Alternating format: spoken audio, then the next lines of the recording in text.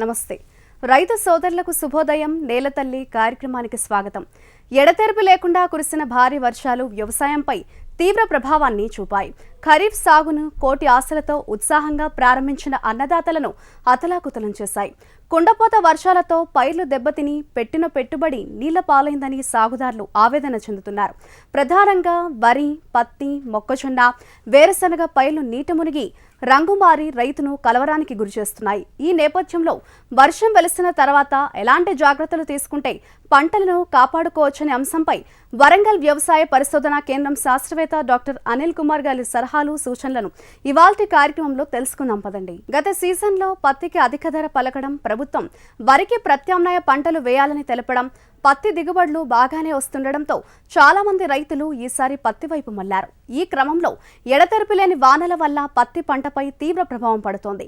కొన్ని రోజులుగా ముసురు పడుతూ మబ్బు పట్టిన వాతావరణం వల్ల చాలా చోట్ల పత్తి చేలల్లో నీరు నిల్వ ఉండి మొక్కలు కుళ్లిపోయే ప్రమాదం ఏర్పడింది. ఈ క్రమంలో వాన వెలిసిన తర్వాత రైతులు చేనులో నీటిని కాలువల ద్వారా బయటికి పంపించి మొక్కలకు అవసరమైన ఎరువులను అందించాలని శాస్త్రవేత్త అనిల్ కుమార్ సూచిస్తున్నారు. అదేవిధంగా నేలలో తేమ తగ్గిన తర్వాత గుంటుకను ఉపయోగించి కలుపును తొలగించాలని చెబుతున్నారు. మట్టిని మొక్క మొదళ్లకు ఎగదోయాలన్నారు. ఇటువంటి చర్యలు చేపడితే పత్తి పంట నుంచి అనుకున్న స్థాయిలో దిగుబడి పొందవచ్చన్నారు. పత్తి ఏంటంటే ఈ వానాకాలం పంట, ఏకకాలం పంట. జనరల్ ఏంటంటే జూన్ జూలైలో ఈ విత్తనం సాగు చేస్తారు. జూన్ జూలైలో అయితే చాలా వాటికి ఏంటంటే మే చివరి నుంచి కూడా నీటి వసతి ఉన్న చోట మే చివరిలోనే విత్తనాలు వేస్తూ ఉంటారు. తర్వాత ఏంటంటే జనరల్గా ఏంటంటే కట్ ఆఫ్ డేట్ దీనికి జూలై 20 వరకు వేసుకున్నట్టయితే అధిక దిగుబడులు వస్తాయి. ఆ తర్వాత వేసుకున్న పంట కూడా మనకు దిగుబడులు తగ్గుముఖం కనిపిస్తూ ఉంటాయి. అయితే ఈసారి ఏంటంటే జూన్ 13 వరకు కూడా వర్షాలు రాలేదు. ఈ ఋతుపవనాలు లేటుగా రావడం వల్ల జూన్ మాసంలో పడాల్సినంత వర్షం పడలేదు. కాకపోతే ఈ జూలై నెలలో ఋతుపవనాలతో పాటు ఈ అల్పపీడనం, సైక్లోన్ ప్రభావం వల్ల ఎడతెరిపి లేని వర్షాల వల్ల మనకు సగటు వర్షపాతం కంటే కూడా రెట్టింపు వర్షపాతం నమోదైంది. సో దీనివల్ల ఏంటంటే ప్రస్తుతం సాగులో ఉన్న పత్తి పంట అంటే శాకీయ దశలో, లేత దశలో ఉన్న పత్తి పంట కొంత ప్రభావానికి లోనైంది. దీనివల్ల ఏమవుతుందంటే ఈ పత్తి పంట గిడసబారిపోయింది, అంటే ఎదుగుదల లేకుండా పోయింది. అంటే పత్తి సాళ్ళ మధ్యలో పత్తి చేనులో మొత్తం కూడా నీళ్లు జాలుబడి ఉండడం వల్ల ఏంటంటే మొక్క దగ్గర ఉన్న పోషకాలన్నీ కూడా, పై పొరలు ఉన్న పోషకాలన్నీ కూడా భూమి లోపలికి వెళ్ళిపోతాయి. దానివల్ల ఏమవుతుందంటే మొక్కకు పోషకాలు అందవు. ముఖ్యంగా ప్రధాన పోషకాలు కానీ సూక్ష్మ పోషకాలు కానీ మొక్కకు అందవు. దానివల్ల ఏమవుతుందంటే ఈ మొక్క పెరుగుదల ఆగిపోతుంది. అలా కాకుండా ఈ సూర్యుడు లేని కారణంగా గత వారం రోజుల నుంచి కూడా ఎండ లేకపోవడం వల్ల మొక్క కిరణజన్య సంయోగ క్రియ వల్ల ఈ ఆహారాన్ని తయారు చేసుకోలేకపోవడం వల్ల కూడా మొక్క పెరుగుదల అనేది ఉండదు. సో దానివల్ల ఏమవుతుందంటే మనము పైపాటుగా బూస్టర్ డోస్గా అదనంగా మనం ఎరువులను అందించాల్సి ఉంటుంది. అదనంగా ఎరువుల్ని అందించాలన్నప్పుడు మనకి పత్తి చేనులో ఉన్న నీళ్లు ఇవన్నీ కూడా తొలగించినప్పుడే మనకి సాధ్యమవుతుంది. అందుగురించే మొట్టమొదటిగా ఏం చేయాలంటే పత్తి చేనులో ఉన్న నీటినంతా కూడా కాలువల ద్వారా పత్తి చేను లోపల కానీ చుట్టూరంగా కానీ కాలువలు తీసుకొని ఈ పత్తి చేనులో ఈ వర్షపు నీరు, వరద నీరు ఏదైతే నిల్వ ఉందో అవన్నిటిని కూడా బయటికి తొలగించాలి. ఆ తర్వాత ఏంటంటే మనకి ఈ బూస్టర్ డోస్, అదనపు డోస్గా మనం వేసుకునే యూరియా, పొటాష్ వేసుకోవడం మంచిది. అంటే ప్రతి ఎకరానికి 25 కిలోల యూరియా, 15 కిలోల పొటాష్, ఇవి రెండు కలుపుకొని మొక్క మొదళ్ళ దగ్గర వేసుకోవడం వల్ల మనం కొంచెం పత్తి మొక్కలు వృద్ధి కనిపిస్తుంది. ఒకవేళ ఈ నల్లరేడు భూమి అటువంటి నేలలో మనం ఎరువులు వేసుకోవడానికి కొద్దిగా ఇబ్బందికరంగా ఉంటుంది. అటువంటిప్పుడు ఏంటంటే ఇమ్మీడియట్గా మనం ఏం చేయాలంటే ఈ లిక్విడ్ ఫర్టిలైజర్స్ మనం పిచికారీ చేయాలి. దాంట్లో ఏంటంటే 319 పాలిఫిడ్ అని రకరకాల పేర్లతో మార్కెట్లో దొరుకుతుంది. ఇదైతే ఏంటంటే ఎకరానికి 2 కిలోల చొప్పున, లేదంటే మల్టీకి అంటాం మనం 13045 అని ఉంటుంది, అదైనా కానీ 2 కిలోలు. ఇవి రెండిట్లో ఏదైనా రెండిట్లో ఏదైనా ఒక దాన్ని 3 రోజులకు ఒకసారి, అంటే 2 సార్లు వారం రోజుల్లో 2 సార్లు పిచికారీ చేసినట్టయితే మొక్కకు కావలసిన ఈ నత్రజని తర్వాత పొటాష్ ఎరువులు కూడా అందుబాటులోకి వస్తాయి. సో దానివల్ల మనకి మొక్కలో పెరుగుదల అనేది కనిపిస్తూ ఉంటుంది. తర్వాత ఈ అధిక వర్షాలు, ఎడతెరిపి లేని వర్షాల వల్ల ఈ పత్తి మొక్క పసుపు రంగులోకి మారడం, తర్వాత ఎరుపు రంగులోకి మారడం, రకరకాల లక్షణాలు కూడా గమనిస్తూ ఉన్నాం. ఇవన్నీ కూడా సూక్ష్మ పోషక లోపాల వల్ల ఏర్పడతాయి. సో దీన్ని మనం కరెక్షన్ చేసుకోవడానికి ఏంటంటే ఈ సూక్ష్మ పోషకాల మిక్చర్ మార్కెట్లో దొరుకుతుంది రకరకాల పేర్లతో. ఏరిస్ వాళ్ళది అగ్రోమిన్ మ్యాక్స్ అని, స్వర్ణఫల్ అని, ఫార్ములా 4 అని, ఫార్ములా 6 అని రకరకాల కంపెనీ వాళ్ళు రకరకాల పేర్లతో ఈ సూక్ష్మ పోషకాల మిశ్రమాలు మార్కెట్లో అమ్ముతున్నారు. దీంట్లో ఏంటంటే ఇనుము, copper, magnesium, molybdenum, boron, zinc, manganese ఇవన్నీ కూడా సూక్ష్మ పోషకాల మిశ్రమం ఉంటుంది. ముఖ్యంగా ప్రధానంగా ఈ జింక్ లోపము, మెగ్నీషియం లోపము ఎక్కువగా కనిపిస్తూ ఉంటుంది. అందుగురించే ఈ లోపాలన్నింటినీ కూడా సవరించడానికి కొరకు ఎకరానికి 1 కిలో చొప్పున ఈ సూక్ష్మ పోషకాల మిశ్రమాన్ని, మైక్రోన్యూట్రియంట్ మిక్చర్ని మనం పిచికారీ చేసినట్టయితే, అంటే వారం రోజుల్లో 2 సార్లు పిచికారీ చేసినట్టయితే సూక్ష్మ పోషక లోపాలు సవరించగలుగుతాము. సో మొదటగా ఏంటంటే ప్రధాన పోషకాల లోపాలని మనం యూరియా, పొటాష్తో మనం సవరించుకోగలుగుతాం. ఆ తర్వాత సూక్ష్మ పోషకాల మిశ్రమాన్ని పిచికారీ చేయడం వల్ల ఈ సూక్ష్మ పోషక లోపాల కూడా సవరించినట్టు అవుతుంది. ఈ 2 చర్యలు చేపట్టాలి. ఆ తర్వాత ఈ పత్తి చేనులో తేమ కొంచెం తగ్గిన తర్వాత ఎప్పుడైతే మనం 2 సార్ల మధ్యన కలుపు కొరకు నివారించుకోవడానికి గుంటకు కానీ గొర్రు ద్వారా తోలి ఈ 2 సార్ల మధ్యన ఉన్న కలుపుని నివారించుకోవాలి. అలానే ఈ మట్టిని కూడా ఈ మొక్క మొదల పైకి మనం ఎగదొయ్యాలి. సో ఈ విధంగా గుంటకు కానీ గొర్రు కానీ 2 సార్ల మధ్యన తోలడం వల్ల ఈ కలుపు నివారించడమే కాకుండా నేల గుల్లబారి భూమిలో తగినంత గాలి ప్రసరణ ఉండి తర్వాత మొక్క ఎదుగుదలకు మంచి వాతావరణం కలుగుతుంది. ఇటువంటి చర్యలు ముందుగా చేపట్టినట్టయితే మనం ప్రతి పంటను మనం అనుకున్న స్థాయిలో దిగుబడి వచ్చేదానికి ఆస్కారం ఉంటుంది. ఎడతెరిపి లేని వర్షాల వల్ల చాలా ప్రాంతాల్లో వరి నారుమడి కుళ్ళిపోయింది. నారుమళ్ల దశలోనే పంట ఉంది కాబట్టి రైతులు ఎలాంటి ఆందోళన చెందాల్సిన పని లేదంటున్నారు శాస్త్రవేత్తలు. ఇలాంటి పరిస్థితుల్లో జూలై నెలాఖరు వరకు నారు పోసుకునే రైతులు స్వల్పకాలిక రకాలు, ఆగస్టు మొదటి వారంలో నారు పోసుకునేవారు అతి స్వల్ప రకాలను సాగుకు ఎన్నుకోవాలని సూచిస్తున్నారు. నారు పోసుకొని నాట్లు వేసే పని లేకుండా ఎలాంటి పెట్టుబడి అవసరం లేని వెదజల్లే పద్ధతిని రైతులు అనుసరించాలంటున్నారు.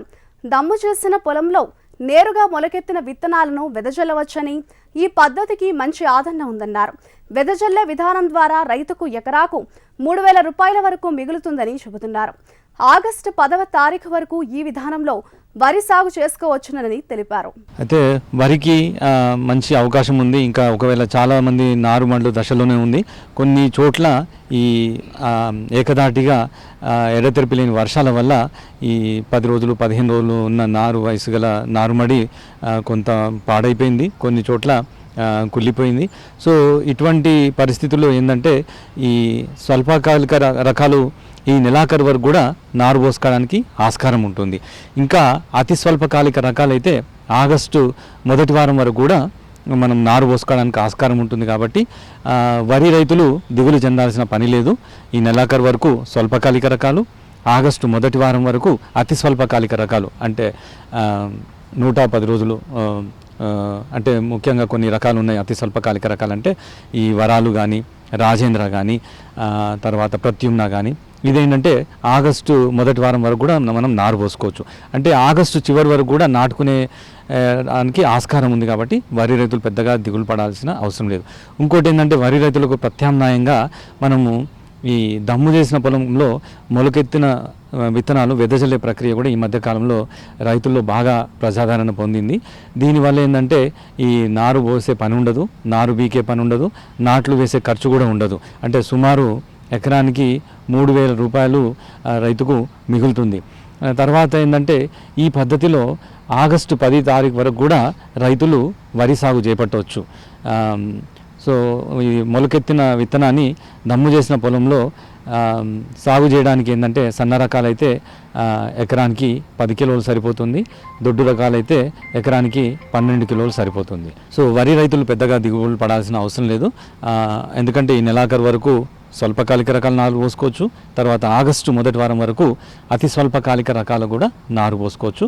తర్వాత మనకు అదనంగా ఈ నేరుగా దమ్ము చేసిన పొలంలో నేరుగా వెదజల్లే మొలకెత్తిన విత్తనాన్ని వెదజల్లే ప్రక్రియ కూడా రైతుల్లో బాగా ప్రజాదరణ పొందింది. కాబట్టి ఈ పద్ధతులు ఏదైనా అవలంబించి వరి సాగు చేసుకోవచ్చును. చాలామంది రైతులకు ఏంటంటే ఈ మోతాదు అనేది సరిగా అవగాహన లేదు.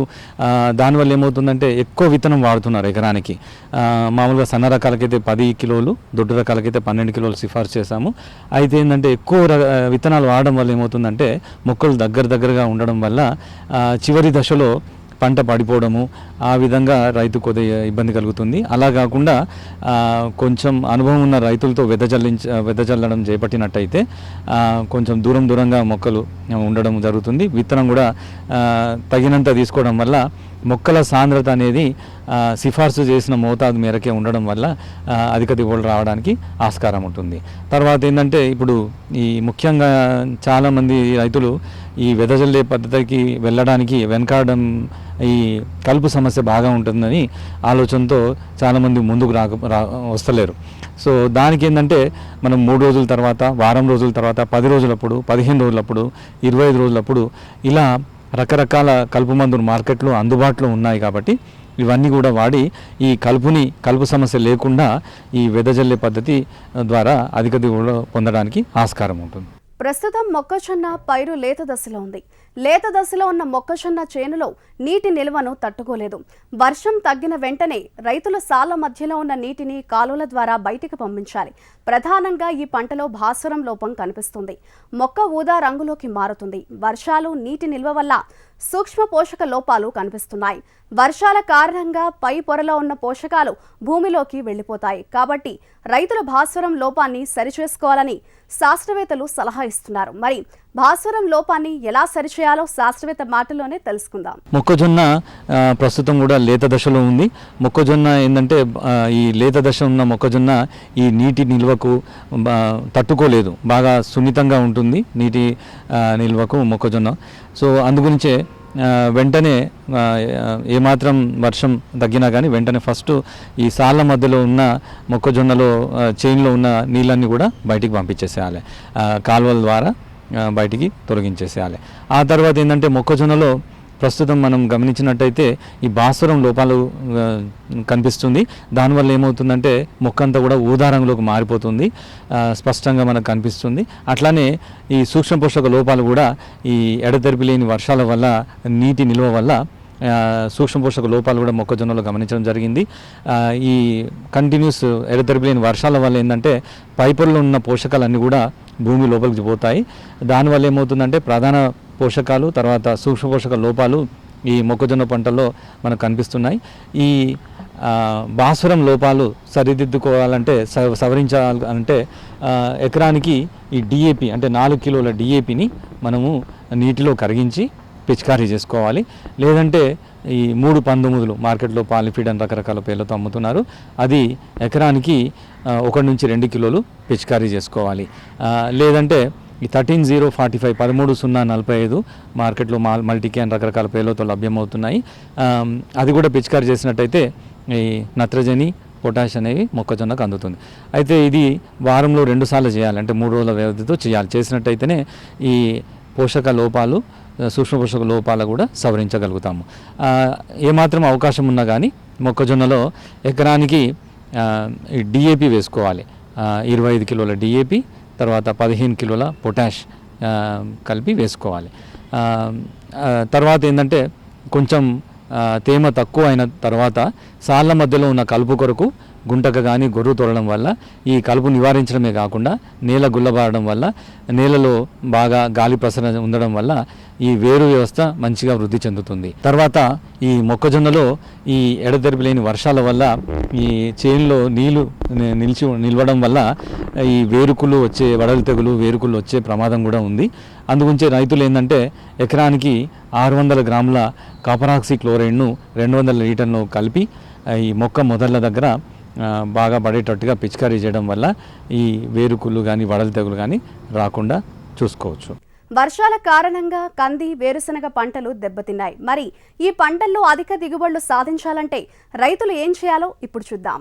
తర్వాత కంది పంటలో కూడా ఈ ఎడతెరిపి లేని వర్షాల వల్ల ఈ పంట యొక్క పెరుగుదల తగ్గి పంట అంతా కూడా గిరసబారి కనిపిస్తుంది. సో దీంట్లో కూడా ఏంటంటే మొదటగా ఈ కంది చేనులో ఉన్న నీటిని అంతా కూడా కాలువల ద్వారా బయటికి తొలగించాలి. ఆ తర్వాత ఏంటంటే ఈ ఎకరానికి 25 కిలోల యూరియా 15 కిలోల పొటాష్ కలుపుకొని ఈ మొక్క మొదల దగ్గర వేసుకోవాలి. ఒకవేళ ఈ యూరియా పొటాష్ వేసుకోలేని పరిస్థితిలో ఉంటే, అంటే నల్లరేడు భూముల్లో కానీ బాగా తడిగా ఉన్నప్పుడు వేయడం కుదరనప్పుడు దాన్ని ఏంటంటే మనం ఈ లిక్విడ్ న్యూట్రియంట్స్, లిక్విడ్ ఫర్టిలైజర్స్ ద్వారా, అంటే ఈ 19 అయితే 2 కిలోలు, 319 2 కిలోలు, లేదంటే 13,045 అదైనా కానీ 2 కిలోలు చొప్పున, లేదంటే ఈ 2 కిలోల యూరియాని నీటిలో కరిగించేసి పిచికారీ చేయాలి. 19 కానీ 13045 కానీ లేకపోతే యూరియా కానీ మొక్క పైన పిచికారీ చేయడం వల్ల వారంలో 2 సార్లు, అంటే 3 రోజుల వ్యవధి చేయడం వల్ల ఈ పోషక లోపాలను సవరించుకున్నట్టు అవుతుంది. తర్వాత ఈ అధిక వర్షాల వల్ల ఈ కందిలో ఫైటాప్తెరా ఎండు తెగులు కూడా వచ్చే ఆస్కారం ఉంటుంది. దానివల్ల ఏమవుతుందంటే మొక్క వేలు కుళ్ళిపోయి మొక్కలంతా కూడా అక్కడక్కడ ఎండిపోతున్నట్టుగా కనిపిస్తూ ఉంటుంది. సో దీని నివారణ కొరకు ఎకరానికి 400 గ్రాముల మెటలాక్సిల్ అనే మందుతో పిచికారీ చేయడం వల్ల ఈ ఫైటోప్తెరా ఎండు తెగులను మనం దీన్ని నియంత్రించవచ్చు. వేరుశెనగ కూడా శాఖీయ దశలో ఉంది. ప్రస్తుతం లేత దశలో ఉన్న వేరుశెనగలు కూడా ఈ వేరుశెనగ చేనంతా కూడా ఈ ఎడతెరిపి లేని వర్షాల వల్ల నీటి నిల్వతో ఉంది. సో మొదటి జాగ్రత్త మనం తీసుకోవాల్సింది ఏంటంటే ఈ వేరుశెనగ చేనులో ఉన్న నీటినంతా కూడా కాలువల ద్వారా బయటకి తొలగించాలి. సో తర్వాత ఏంటంటే మనము ఈ ఎడతెరిపి లేని వర్షాల వల్ల ఈ మొక్కకు పోషకాలు, సూక్ష్మ పోషకాలు అందకపోవడం వల్ల వేరుశెనగ ఈ పంట యొక్క ఎదుగుదల తక్కువగా గమనించడం జరిగింది. అందుగురించి ఏంటంటే ప్రతి ఎకరానికి 25 కిలోల యూరియా 15 కిలోల పొటాష్ వేసుకోవడం వల్ల ఈ ప్రధాన పోషకాల లోపాలు సవరించుకోగలుగుతాం. తర్వాత కొన్ని చోట్ల ఈ ఆకు పసుపు రంగుకు తర్వాత తెలుపు రంగుకు మారిన గమనించినట్లయితే, అంటే మనకు ఈ ఐరన్, ఇనుము ధాతు లోపం ఉన్నట్టు గమనించాలి. అటువంటిప్పుడు ఏంటంటే సూక్ష్మ పోషకాల మిశ్రమాన్ని పిచికారీ చేసుకోవాలి. ఎకరానికి 1 కిలో చొప్పున. ఇది మార్కెట్లో రకరకాల పేర్లతో ఆగ్రోమిన్ మ్యాక్స్ అని, తర్వాత స్వర్ణఫల్ అని, ఫార్ములా 4 అని, ఫార్ములా 6 అని లభ్యమవుతుంది.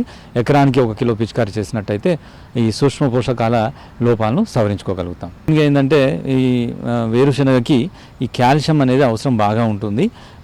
అందుగురించి ఏంటంటే మనం మొదట్లో సూక్ష్మ పోషకాల లోపాల్లో కాల్షియం కూడా ఉంటుంది అని అదొకటి జాగ్రత్త తీసుకోవాలి. ఆ తర్వాత ఈ పువ్వులు భూమిలోకి దిగినప్పుడు, అంటే ఊడలు దిగేటప్పుడు ఈ జిప్సం అనేది ఖచ్చితంగా వేసుకోవాలి. జిప్సం వేసుకున్నట్టయితే ఈ తాలు గింజలు ఉండవు, అంటే గింజ కూడా బాగా వృద్ధి చెందుతుంది, నిండుగా ఉంటుంది. తర్వాత కాయ కూడా గట్టిగా ఉంటుంది. సో ఈ దిగుబడి పైన జిప్సం ప్రభావం బాగా ఉంటుంది. కాబట్టి ఖచ్చితంగా ఊడలు దిగే సమయంలో వేరుశెనగ రైతులు జిప్సం వినియోగం కంపల్సరీ చేయాలి. రసాయనాల సాగులో అధిక మొత్తంలో యూరియా వినియోగించాల్సి వస్తుంది.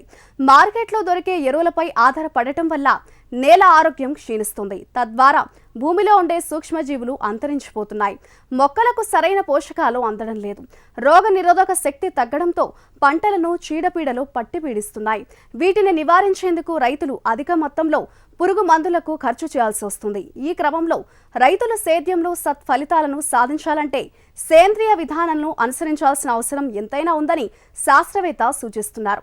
పెట్టుబడులు తగ్గడంతో పాటు దీర్ఘకాలంలో రైతులు అధిక దిగుబడులను పొందవచ్చన్నారు. అదేవిధంగా పంట మార్పిడి పద్ధతులను పాటించాలని సూచిస్తున్నారు. రైతులు ఏంటంటే పెట్టుబడి బాగా పెరిగిపోవడం వల్ల రైతులకు వచ్చే లాభం బాగా తగ్గిపోతుంది.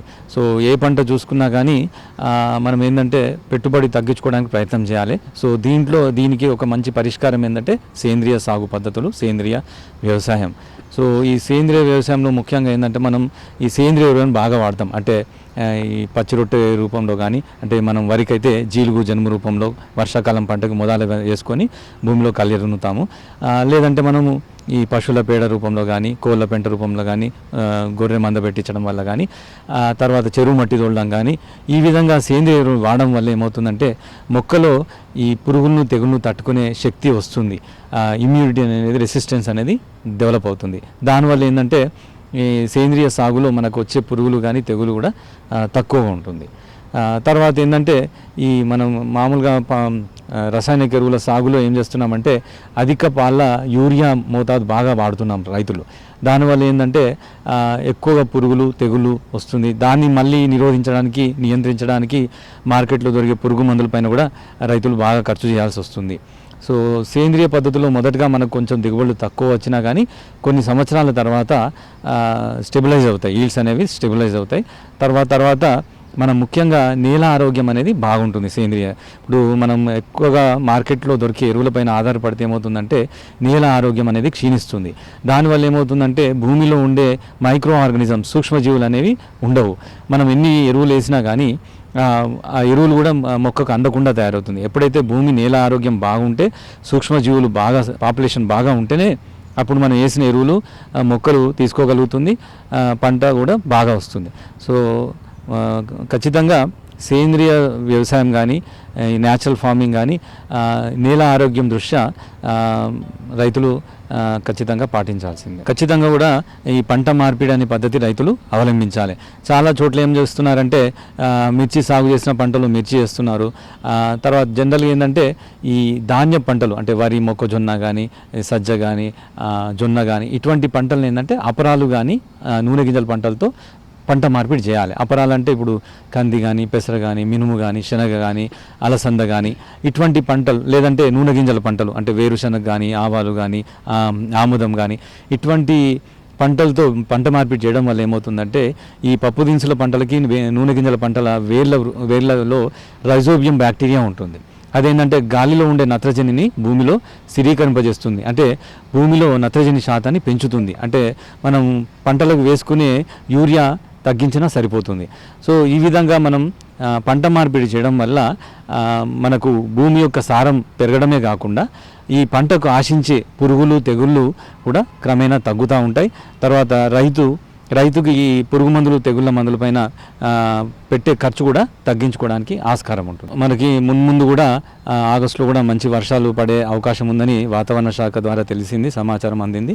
సో దాని మూలంగా ఇప్పటి నుంచే మనము ఏ పంట తీసుకున్నా కానీ మొక్కజొన్న కానీ కంది కానీ తర్వాత పత్తి కానీ దీంట్లో ఏంటంటే రిడ్జెస్ అండ్ ఫర్రోస్ బోదెలు సాలు పద్ధతి చేసుకోవాలంటే ఈ రెండు సాళ్ళ మధ్య ఉన్న ప్రదేశాన్ని మనం సాలుగా చేసుకోవాలి.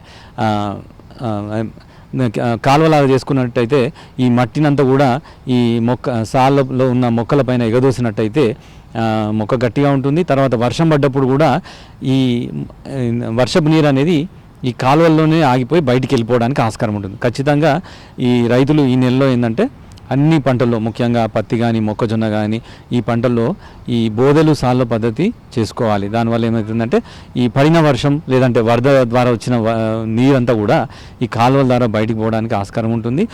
తద్వారా ఏంటంటే ఈ నిల్వ నీటి యొక్క ప్రభావము ఈ పంట పైన తగ్గించుకోగలుగుతాం.